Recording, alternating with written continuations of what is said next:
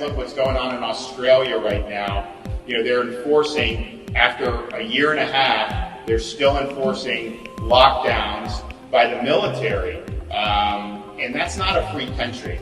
It's not a free country at all. In fact, I wonder why we would still, have the same diplomatic relations when they're doing that. Is Australia freer than China, communist China right now? I don't know.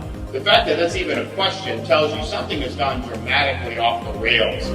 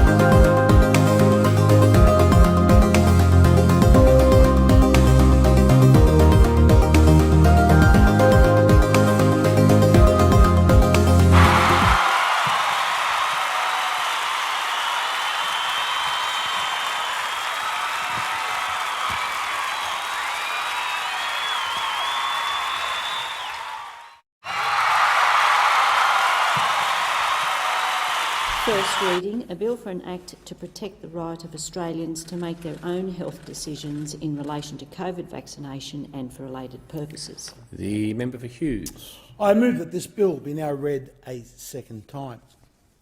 Mr Speaker, the principle behind this bill is quite simple. COVID vaccinations in this country should be freely available to all, with informed consent, of course, but they should be mandatory to nobody. Already, Mr. Speaker, there are 16 US states that have introduced similar legislation to that I introduced today. This bill has been modelled on that of Florida's bill introduced by Governor DeSantis, which has been widely accepted by the Florida electorate, Deputy Speaker, and I hope that this parliament will move forward and bring this bill on for a vote and a debate as soon as possible. Deputy Speaker, this is simply about the type of country that we want. Do we want a country where government officials and petty bureaucrats demand that you show your papers, that you show your medical papers? I say that is not the country that I want. Your medical records should be privately something between you and your doctor. And, Mr. Speaker, the entire concept of a vaccine passport by itself is inherently misleading. There is little evidence to show that this novel experimental COVID genetic vaccines actually prevents someone from contracting COVID, or to prevent someone from spreading COVID, or it prevents someone from being hospitalised with COVID. The latest data, for the education of the member at the desk, the latest data, Deputy Speaker, from the US on what they call vaccine breakthrough cases. And these are cases where someone has been injected twice and after a period of 14 days they still contract COVID. The number is so many that they no longer count them, but they do count the number of hospitalisations. As at the 14th of June, the number of so-called breakthrough cases, that is people that have been vaccinated twice and have ended up in hospital with COVID, stands at 2,622, and the number of deaths of people that have been vaccinated twice in the US and have passed away from COVID stands at 549. However, these numbers, Deputy Speaker, the CDC says, and I quote, are likely to be an undercount of all SARS infections among so-called fully vaccinated persons. This surveillance relies upon passive and voluntary reporting. So we don't actually know what the true number of breakthrough cases are. Deputy Speaker, there is also a growing concern over vaccine safety. The highly respected and highly credentialed Dr. Tess Laurie, PhD, has recently stated, and I quote directly from a submission that she made. She said, quote, "There are more than enough evidence to declare that the COVID vaccines are unsafe for use in humans."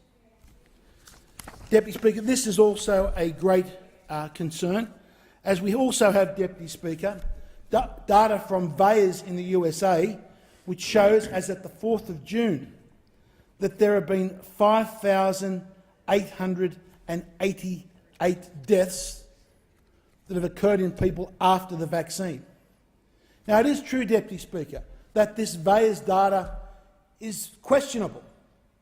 In fact, Dr. Peter McCullough suggests the number is more like 50,000 deaths rather than 5,888. But the fact is, Deputy Speaker, we just do not know. Again, this VAERS data is based upon voluntary reporting. So we simply have no idea about what the true rate of deaths are after COVID injections, and we have no idea whether they were related to them or just a mere coincidence.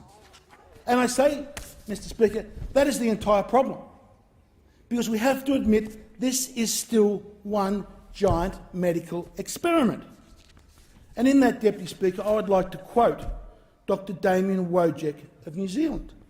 And he talked about having his patients injected. He said, "Not on my watch, not with my patients. My patients are living persons with names and families, not laboratory rats to be sacrificed in a global experiment."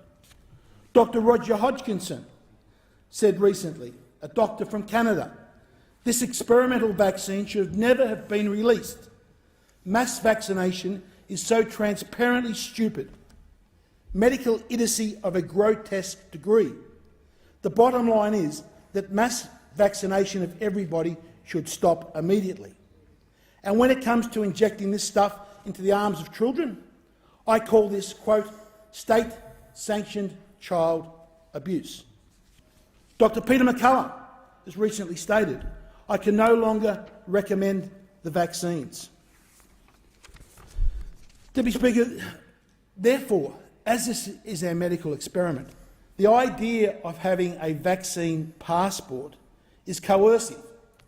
It is to coerce people into participating in a medical experiment which we simply do not know what the end result will be. We've even seen here in Australia, Deputy Speaker, how our medical bureaucrats have got it wrong time and time again. Firstly, they said, Deputy Speaker, when it came to the AstraZeneca vaccine, that there was no evidence of a relationship with blood clots. They were dangerously wrong. Then, when it was clear, the data out of Europe, from the European Medicine Agency, that the AstraZeneca should be suspended, and most European countries elected the cut-off date of 60 years of age. So if you're under 60, in most European countries, they did not give you the AstraZeneca vaccine. But our medical bureaucrats, Mr Speaker, decided that the Europeans didn't know what they were doing, and we would have the cut-off at 50. And only last week they admitted that they were wrong again. And the result of their error has been that 800,000 Australians have been injected with a substance which our Chief Medical Officer now says had a greater risk than any benefit. 800,000 Australians injected where the risk was greater to them than any benefit because of a mistake by our medical bureaucrats. And the thing is, we should look at that risk-benefit analysis. But we have seen, Deputy Speaker, that the short-term risks have been grossly underestimated by health officials around the world. That's why there has been suspensions and recalls.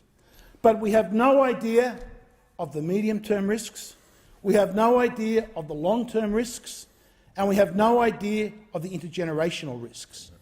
Therefore, for anyone to stand up and say that they know that the risks or the benefits outweigh the risks, they simply cannot say that. Because you cannot quantify, as you cannot quantify medium, long-term and intergenerational risks, you simply cannot make that assessment. The data is not there. We are flying blind into this experiment. That is also why we do not need a domestic vaccine passport in this country. It also would be a complete violation of human rights.